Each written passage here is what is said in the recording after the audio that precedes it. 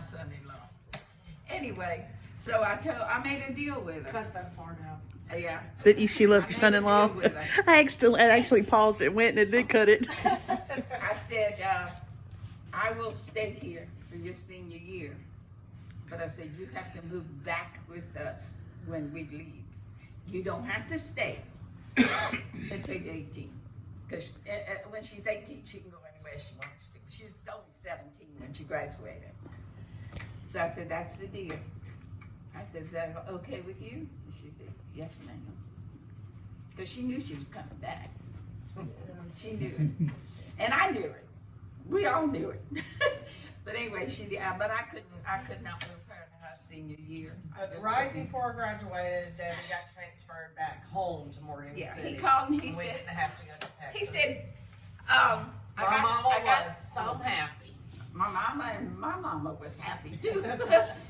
Because my mama had, a year after we moved here, she moved with us because she had diabetes and she had a big sore on her leg, and her doctor told her, Totsy, you either get off of that leg or you're gonna lose it.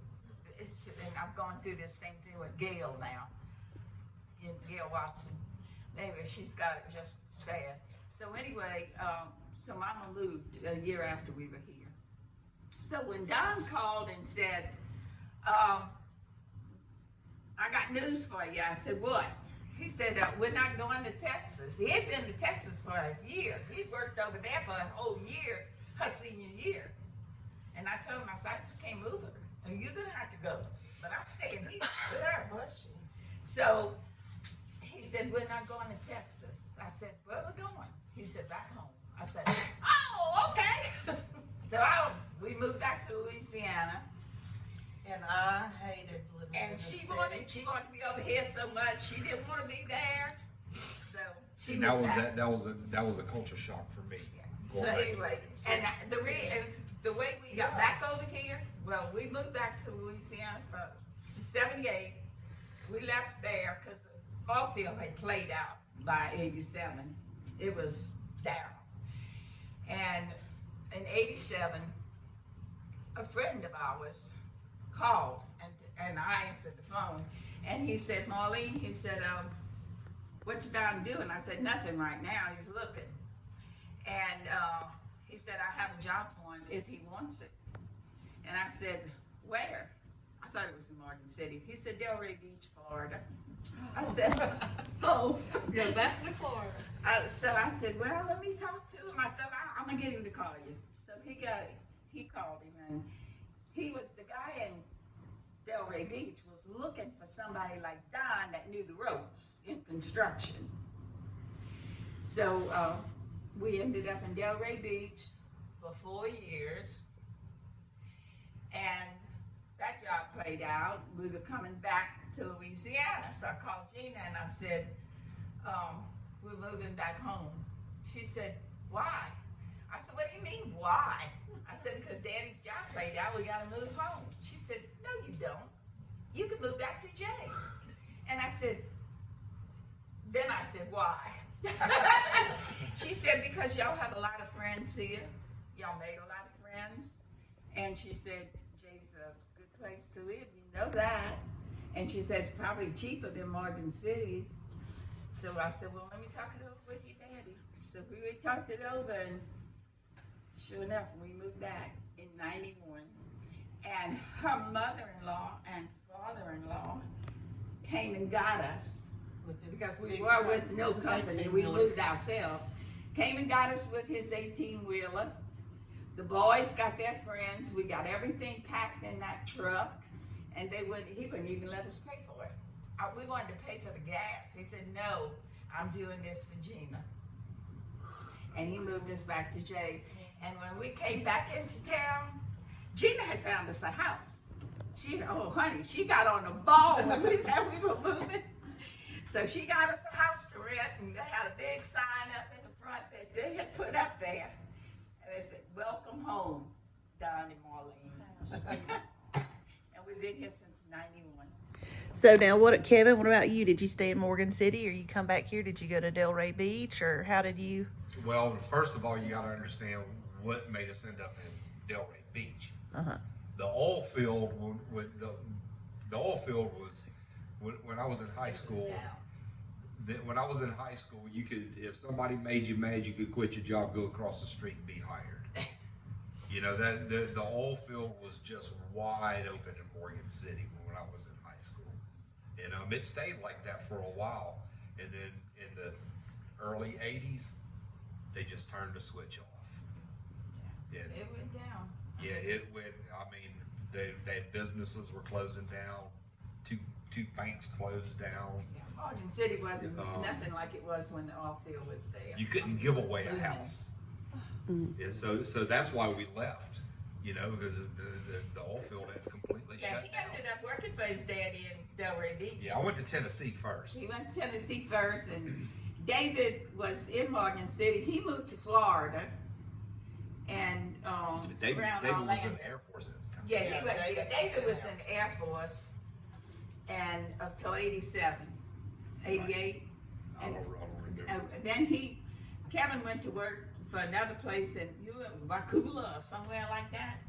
Well, I went You to were work. working I over worked there? with Dad for a while. Yeah, and he then, worked with Don for a while. and then I left there and went to work for another company. And then about 2 months later, Dad left and came to work for that company. Then So, David so- got out of service, and then he came to live with us in Delray Beach. And he says, "It's my turn to live with you. Kevin's out there. We only have 2 bedrooms. I mean, you know, they couldn't both live with us unless they wanted to sleep together. So we only had 2 bedrooms." Yeah, but when I was there, I was hardly ever there. Yeah, he was because hardly up there. It was with I mostly worked at his I worked in girlfriend's. Key West for about a year and a half, and we stayed down there most of the time. Then I worked in Naples, and then I worked in Waukulla. You know, I was all over South Florida building bridges and docks. Yeah, and then when we left marine Delray construction. Beach, where were you then? When we left Delray Beach? Were you Orlando. I'd already left and went to Orlando. Yeah, he had gone to Orlando, and David stayed over there. I started building houses.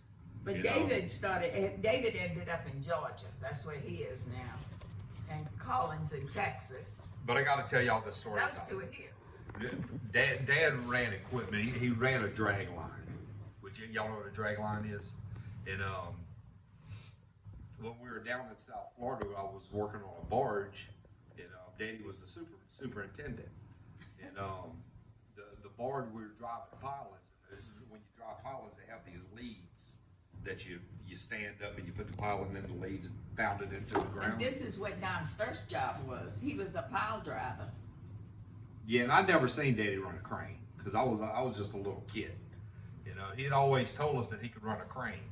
You know, I'd never seen him run a crane before, and until I was an adult. So we're down in Key West, and we were driving some pilings, and we had to move the barge. So you had to take those leads and lay it down on the barge.